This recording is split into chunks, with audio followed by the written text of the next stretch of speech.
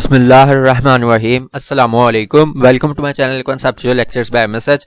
आज की इस वीडियो में इंट्रोडक्शन टू फिजिकल मेटलर्जी का टॉपिक है accuracy of any indentation hardness test. Indentation hardness किन फैक्टर्स पर डिपेंड करती है जिसकी वजह से उसकी एक्यूरेसी खराब होती है, एक्यूरेसी परफेक्ट आता है, वो फैक्टर्स आज हमने पढ़ने हैं। उससे पहले अगर आपने मेरा चैनल सब्सक्राइब नहीं किया तो इसको सब्सक्राइब जरूर कर लें और बेल आइकन को भी प्रेस कर दें ताकि नए आने वाली वीडियोस की नोटिफिकेशन आपको मिल जाए। तो वीडियो स्टार्ट करते हैं।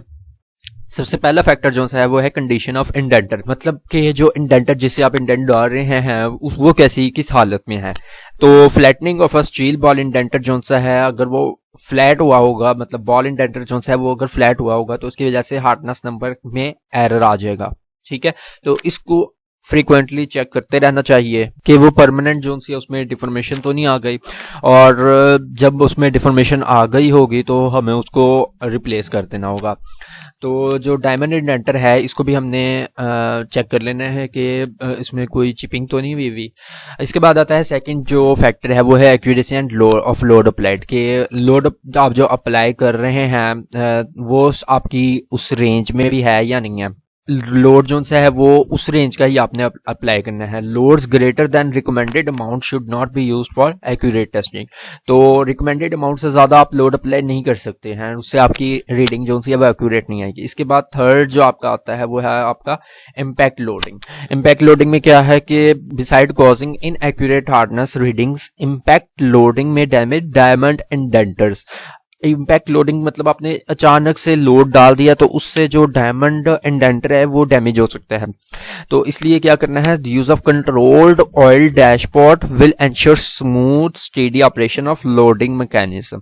इससे आपने करना है कि कंट्रोल्ड ऑयल डैशबोर्ड आपने यूज करना है जिसकी वजह से स्मूथ और स्टेडी ऑपरेशन होगा लोडिंग मैकेनिज्म में। इसके बाद है नेक्स्ट जो आपका फैक्टर है वो है surface condition of the specimen कितनी है, कि जो उसकी सरफेस है, सरफेस स्पेसिमन की जिसकी आपने हार्डनेस चेक करनी है वो फ्लैट होनी चाहिए, रिप्रेजेंटेटिव होनी चाहिए।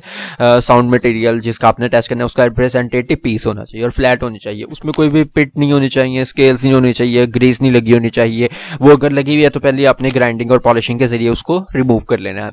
इसके बाद वो जो फैक्टर है वो है थिकनेस ऑफ स्पेसिमन का, कि स्पेसिमन जो है वो इतना थिक होना चाहिए कि उसमें कोई भी बल्ज अपीयर ना हो उसकी सरफेस के ऊपर। The recommended thickness of specimen is at least 10 times the depth of impression. जितना आपका इंप्रेशन डला है उससे 10 टाइम्स ज्यादा उसकी थिकनेस होनी चाहिए। इसके बाद आता है नेक्स्ट फैक्टर आपका शेप ऑफ द स्पेसिमन, के ग्रेटर एक्यूरेसी जो सी है वो तब हमें मिलती है जब टेस्ट सरफेस जो है वो फ्लैट हो और वो जो इंडेंटर का एक्स वर्टिकल एक्सिस है उसके परपेंडिकुलर हो, तो उसकी जो एक्यूरेसी है वो हमें मैक्सिमम मिल सकती है। कब? जब हमारा टेस्ट सरफेस जो है वो फ्लैट हो और इंडेंटर के वर्टिकल एक्सिस के परपेंडिकुलर हो।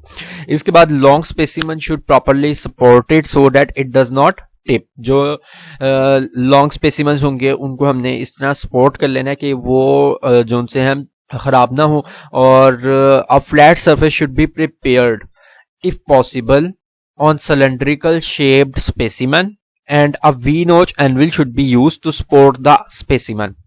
उसके नीचे हमने वी नोच एनविल रख लेना था कि वो स्पेसिमन को सपोर्ट कर सके, और फ्लैट सरफेस को हमने एक तैयार कर लेना है, मतलब फ्लैट सरफेस हमने प्रिपेयर कर लेनी है। अच्छा, इसके बाद क्या है, if a Rockwell hardness test is made on a round specimen less than 1 inch in diameter without grinding a flat, the observed reading must be adjusted by an appropriate correction factor। Rockwell hardness test में वो specimen जिनका diameter जो सा है 1 inch से कम है उनको आपने क्या कर लेना है, उनको आपने ग्राइंडिंग के बगैर ही आपने इस्तेमाल करना है और उनके ऊपर आपने करेक्शन फैक्टर एक अप्लाई करना है जिसकी वैल्यू टेबल नंबर 1.7 में गिवन है। ये ऊपर जो सी वैल्यूज हैं ये जो सी है डायमंड ब्रेल इंडेंटर के लिए है, और नीचे वाली वैल्यूज जो सी हैं वो 1/16 इंच स्टील बॉल इंडेंटर के लिए है। तो उनका वो साइज के लिहाज से उन्होंने वैल्यूज दी हुई हैं। इसके बाद आता है location of impressions. Location of impressions बहुत ज्यादा मैटर करती हैं कि आप इंप्रेशन कहाँ पे डाल रहे हैं। किनारे के ऊपर ही तो नहीं डाल रहे इंप्रेशन। तो इंप्रेशन का जो डायमीटर है ना उसका 2.5 टाइम जो है ना वो हमने डिस्टेंस छोड़ना है एच से। एच से हमने 2.5 टाइम्स इंप्रेशन के डायमीटर का जो बनेगा ना आपका डिस्टेंस, उतना दूर आपने एच से रखना है। मतलब फॉर एग्जांपल एक डायमीटर है 2, तो 2 × 2.5 हमने एच से दूर डिस्टेंस रखना है। और इसी तरह बॉल टेस्ट के केस में 5 डायमीटर्स हमने दूर रखना है। इसके बाद आता है uniformity of material. If there are structural and chemical variations if in the material, the larger the impression area, the more accurate the average hardness reading। तो अगर तो स्ट्रक्चर ऐसा मटेरियल आपका जिसमें स्ट्रक्चरल और केमिकल वेरिएशंस हैं, आपको पता नहीं चल रहा, सेम यूनिफॉर्मिटी नहीं है मटेरियल की, तो आपने उसका एरिया बढ़ा देना है, इंप्रेशन का आपने एरिया बढ़ा देना है, तो आपको हार्डनेस की वैल्यू जो सी है वो थोड़ी सी एवरेज मिल जाएगी, एक्यूरेट मिल जाएगी थोड़ी सी। It is necessary to take many readings if the impression area is small to obtain a true average hardness of the material. तो अगर तो आपका एरिया जो है वो स्मॉल है तो आपने काफी ज्यादा रीडिंग्स ले लेनी है ताकि उनका फिर एवरेज निकाल सकें और फिर उसकी जो वैल्यू है वो आपको एक्यूरेट मिल सके।